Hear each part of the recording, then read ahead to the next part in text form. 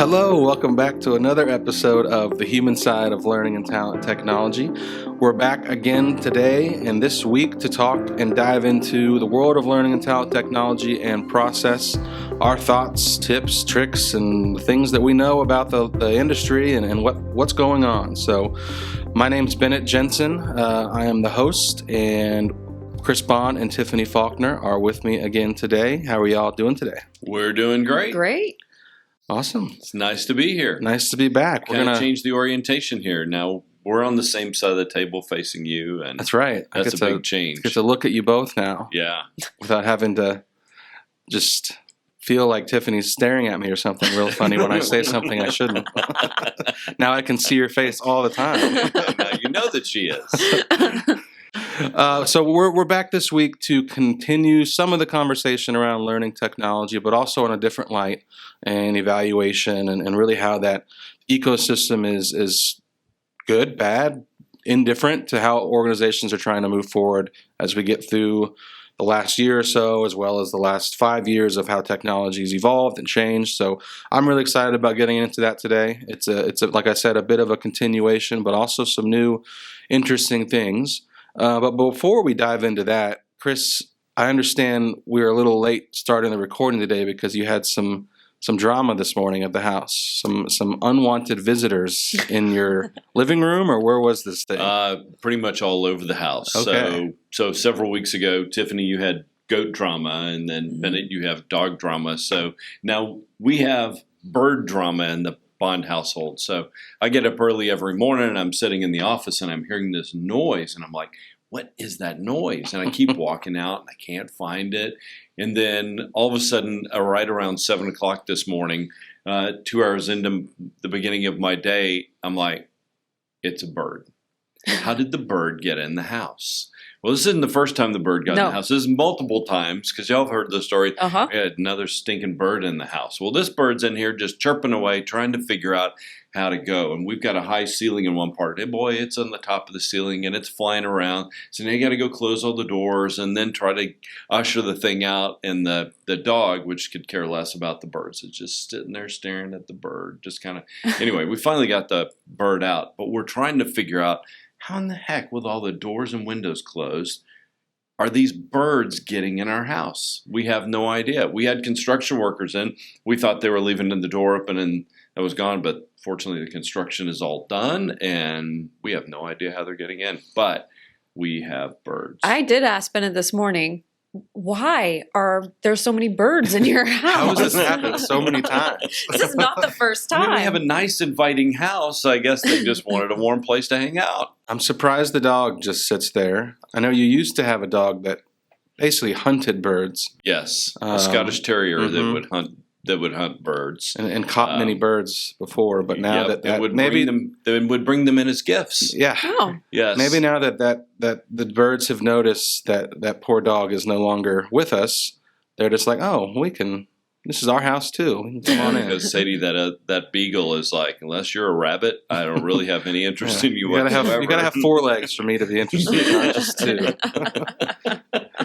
But I don't know how that bird got in the house, but it made for a fun and interesting morning. Open the doors, try to usher the bird out. This one got out a lot quicker than the last one. But birds. So somehow I got to figure out how the birds are getting in the house. Yeah, maybe you have a nest somewhere, or the chimney, or who knows. But no, maybe a nest up in one of the bedrooms upstairs. We don't know about it. They're just hatching birds and coming out. But anyway, that's funny. Tiffany? Yeah. Any bird drama on your side of the Metroplex? Oh, no. Not birds. Of course, there's always goat drama, but I'll save that for another day. Okay. Yeah. Good to know. We'll catch up on the goats here soon. So, like we said, we wanted to get right into learning technology, learning ecosystem. Chris, we were talking earlier, and one of your goals or one of your focuses for the beginning of the year has been getting connected and reconnected and continuing the connection with some of the learning executives and learning leaders and just learning SMEs around the industry, whether they're a CLO or an independent just expert on the field. you've been really having some success connecting with them and learning a lot. Can you kind of set us up with what we're going to talk about today, just based on what you've learned, what you've heard, and what's going on in the industry in that regard? Yeah. So I try a couple of times a year just to go out and make contact back with people that I really trust in the industry and to find out, so what's going on in your world? What are you seeing that's new or different? So it's a combination of learning leaders, as you mentioned, also some business leaders that just happen to have an affinity for learning and trying to really look at what they're doing, how do we set the trends, and how does that help influence decisions we make about how we help our clients. Information like that is incredibly valuable, and I'm really appreciative of the people that share their time. As I've gone through in January, I really have been surprised by a very consistent message that I'm getting from a wide variety of individuals. And that is, there's a lot of people that are out reevaluating everything around their learning technology. In fact, I was talking with one person who's an analyst in the industry, and this analyst said, and they help clients out, do research, that type of thing. They said they believe that about 60% of their clients are reevaluating all of their learning technology right now. That is a huge number. Now I could see 10, 15, 20% are going, 60%. So greater than half of the people out there, the companies, are going through a full evaluation of that learning and talent technology. And as she and I were talking, she said, hey, is this a place you can help out? And I'm like, absolutely. Let's talk about that a little bit more. So you begin to dive in the conversations when people say, I'm going to go evaluate technology. And on the surface, it's kind of like, yeah, I'm going to go take a cursory look. And that's not what's going on. People are really diving in deep to say, am I getting value out of the investment that I'm making? And it really kind of I put it in three separate buckets of where people are today. Mm-hmm. There's some that are in a position that they just have to lower their IT and their expense footprint, right? So they're evaluating technology to see, how do I compress and how do I reduce my expense? There's another group, which is probably the bigger group, that has purchased a whole bunch of stuff, but in purchasing a whole bunch of stuff, they never really created an ecosystem, but they created a lot of independent individual things that are going on, and they're one-off problem solvers, but they're not connected together. Now, it may be we overspent, maybe we overinvested, or maybe we didn't invest in the right thing because we're not getting the result we need. So that's a group that's out there just saying, man, I got a lot of learning technology. I need to go look at it. And then the third group that's out there really have built a strategy. Coming in through Q4, they came with a strategy and they said, we need to move and think about a different way of learning. The way that people learned in the past, it's changing. They're going to learn differently in the future. How does that begin to adapt to all the virtual learning that's going on, that learning in the flow of work? How do we do just in time? How do we do adaptive learning? How do we do some of those new things that are going to get us more focused on that skill development that we talked about at that moment of need? Now, so you got the people with the strategy, people who bought a lot of technology but haven't created an ecosystem, and those that are reducing the footprint. But this is a significant, looks like to be a significant event in our industry right now, that you have so many people that are beginning that evaluation process. So final thing on just kind of the introduction, I've been asking, so when has all this started? It's been kind of quiet, and it's like, hit January, it's time to go evaluate. It wasn't a 2020 thing. End of 2020 Q4 was kind of we're going to take a breath. Now the beginning, January, people are starting this evaluation, and they're off to the races and trying to figure out what things look like long term. And so I think what we want to do is talk about the why today. Why are people actually doing that, right? I got the three buckets, but there's a lot of whys out there to what's causing this impact. And then there's going to be a big effect on the industry that I think will ultimately be positive. Sure. But in order to get that positive, there's going to be a lot of chaos in the meantime.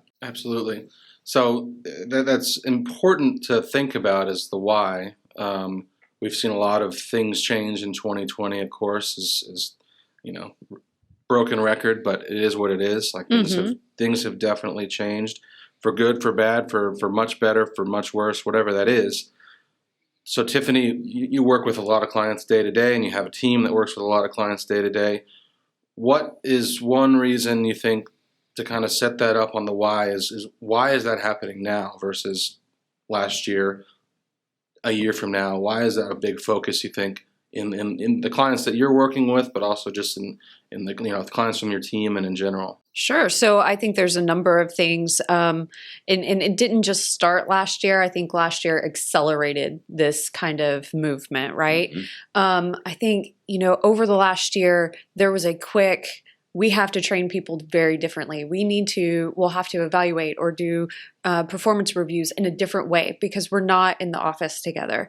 And so I think a lot of people went out in a hurry, like, oh, we can't do virtual classroom training, or we're not set up for it, or all we do is in class, let's go buy some content. And they purchase some content. And so I think that's just an example. So there's a lot of just going out and purchasing bits and pieces. And now it's kind of okay, let's slow down.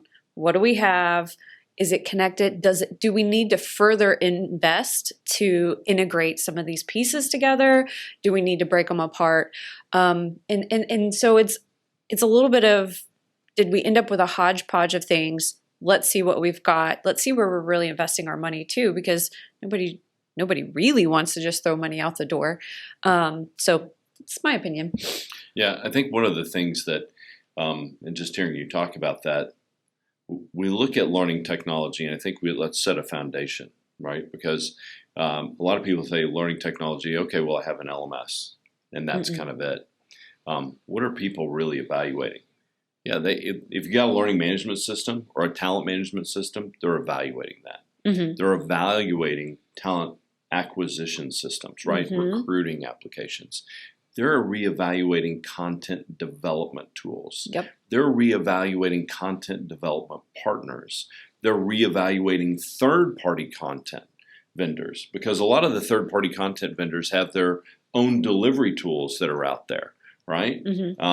They're evaluating additional tools that they may have for reporting and analytics. They're evaluating tools that gets connected into learning in order to achieve some other goal. I mean, what is the real integration between HRIS and learning, and or my employee profiles? I mean, all of that. And there's the virtual communication tools that people have adopted at a rapid pace this year, which, Microsoft Teams is probably one of the best examples right now. We know so many clients that are using it. So how do I take this momentum we've got with this virtual interaction with our teams and marry that with our learning?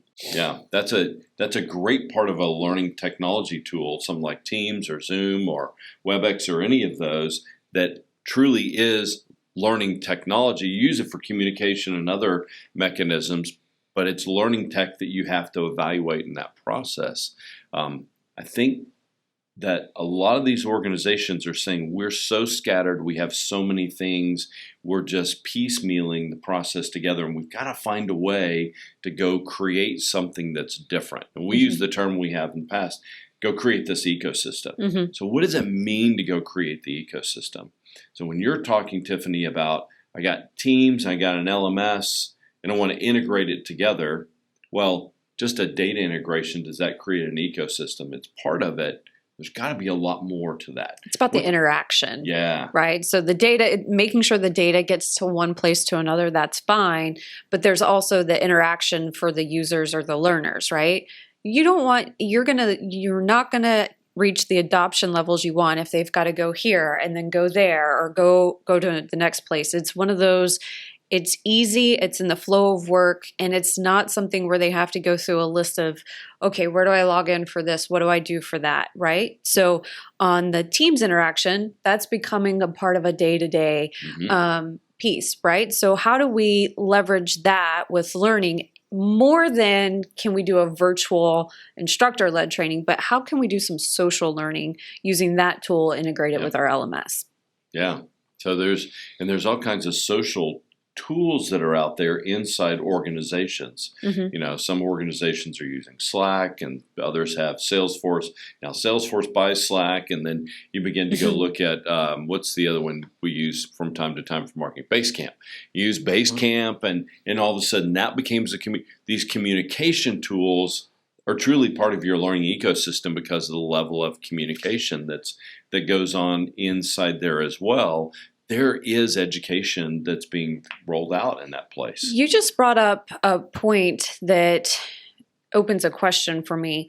Do you think over the last year, we've seen a lot of acquisitions and mergers amongst some of these technology companies, some of them that were shocking, some of them that made sense. Mm-hmm. Do you think that plays a role into this evaluation too?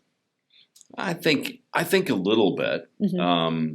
I think the entire M&A market and what's happening in roll-ups and acquisitions, and certainly we saw big things with people we work with, and Ultimate and Kronos coming together, and then you see the entire Cornerstone and Saba piece that's coming together, but then other technology companies, and some, there's honestly some learning tech companies that did really well in the pandemic. There's some that we thought were going to be leaders in the future that are now failing. Right. And they're laying off loads of people, and they're not going to be successful long term, or they just may not be the technology or product that you need. And so I think the M&A creates that. I think that a little bit. I think the pandemic has, put you on notice about the vendors. We see companies like Skillsoft and SumTotal, they got sold again. Mm-hmm. So what does that mean going into a new organization? Oh, they're being combined with another group in order to be able to go provide what they need. All of those things create some of that level of chaos that we were talking about earlier that says, do I need to reevaluate that?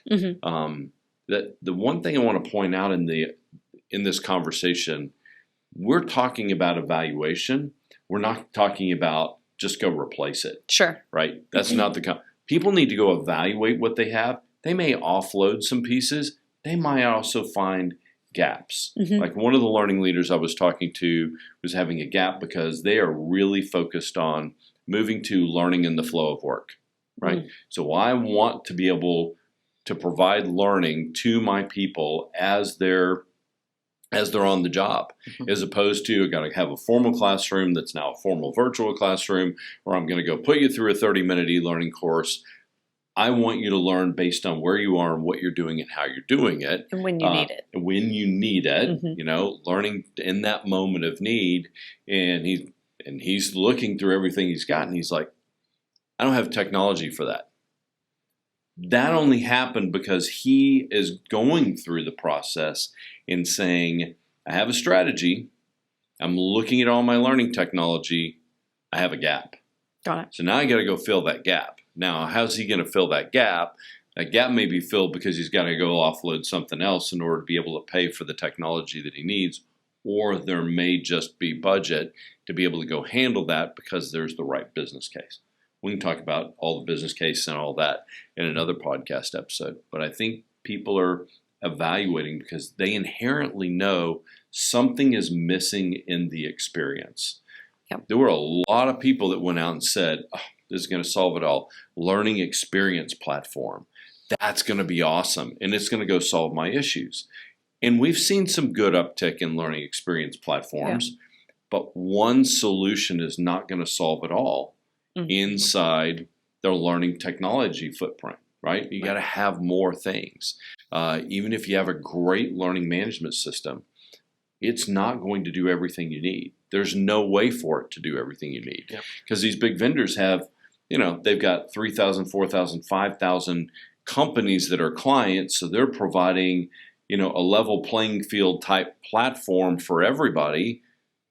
But then you've got big companies, you have manufacturing versus retail versus others, and there's going to be different needs. So how do you begin to fit those pieces in?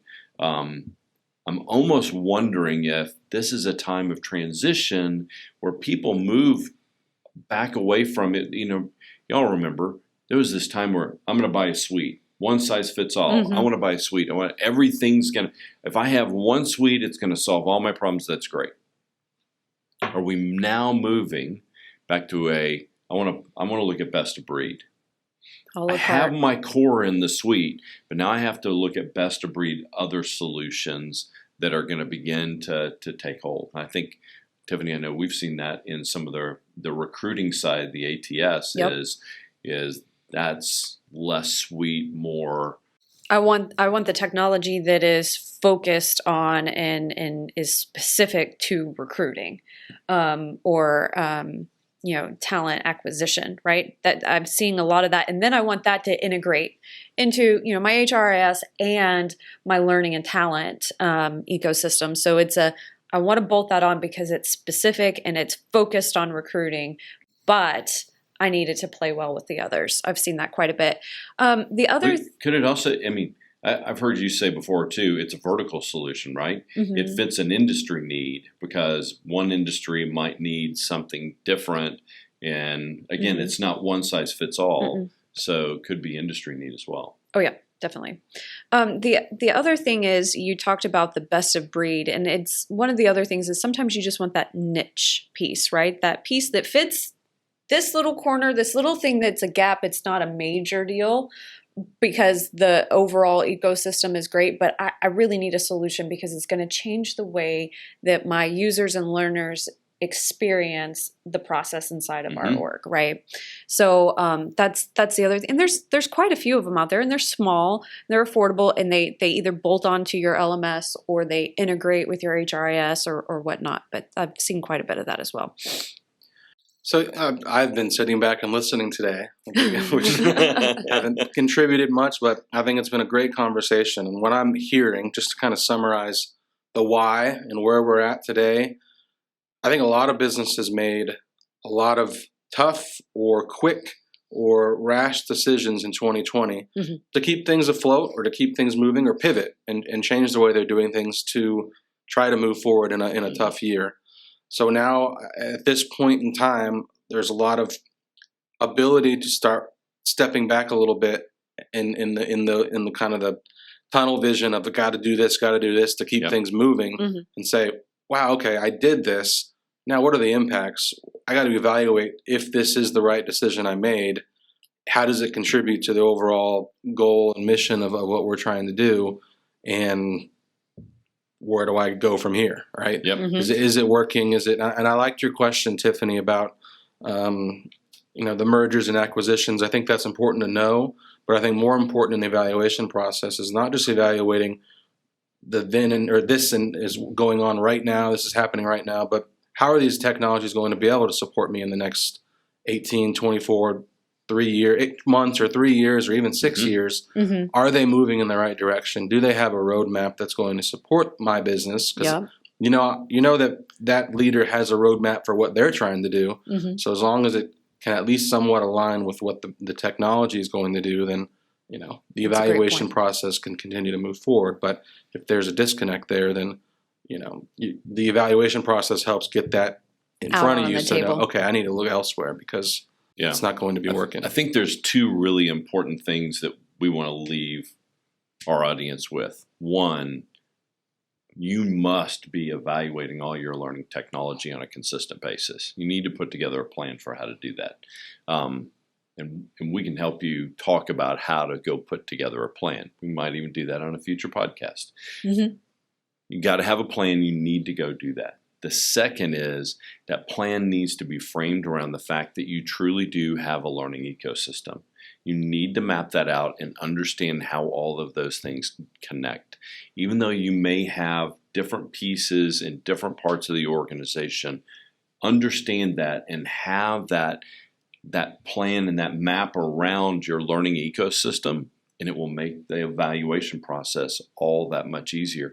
But you need to do both of those because, as you mentioned earlier, Tiffany, learning is changing so much. Mhm. How performance reviews are done, Learning and how talent. that fits into development plans, all of that is changing so dramatically right now that if you're not in the processes of evaluating, then you're going to get a little bit behind the eight ball. And when the business leader comes up and says, hey, what about Mhm. You need to be ready to have the answer. So I think that evaluation process is great. Mhm. And from an industry standpoint, to hear that 60% of this one group's clients are reevaluating all of their learning technology, Learning I think and talent. learning and talent technology, I think that's fabulous. Yeah. That says that the industry is really paying attention and really engaged. So go look at this from a perspective of an ecosystem, have that plan, and go evaluate that technology. One last thing for me, and I know we're probably close to the end here, is by them doing our organizations doing this evaluation around learning and talent technology, that says to me that they're prepared in the coming years to focus on and invest in their people. And to me, that's a mission that I actually am excited about. I'm so happy to hear that people are coming first. Yep, I think that'll be a big trend in 2021 is how do we continue to grow? How do we get back to a growth strategy and investing in our people and bringing on more people if that's a possibility and really growth versus trying to stay on a straight line. So as always, appreciate your expertise, both of you. We talked the why today. Next week we'll talk what does that even really mean? What's the impact? How is it done? Is it different for small companies, medium companies, big companies, or is the evaluation process pretty consistent no matter what ecosystem you have or don't have already? So looking forward to that. Hope this was helpful. If you enjoyed today's content, we'd love for you to subscribe if you haven't already. Give us a few stars, hopefully 5 on the rating, and leave a comment. We'd love to hear your thoughts. Love to get back to you. If we can help you in any way, please visit our website or reach out to us directly. Our contact information is on the website, so bluewaterlearning.com. So we appreciate it as always. Thanks for tuning into the human side of learning and talent technology. We'll catch you again next week. Thanks, Chris. Thanks, Tiffany. Thanks, Bennett. Thanks, Kyle. Thank you. We'll catch you next week. Thanks a lot. Have a great day. Thanks, everybody.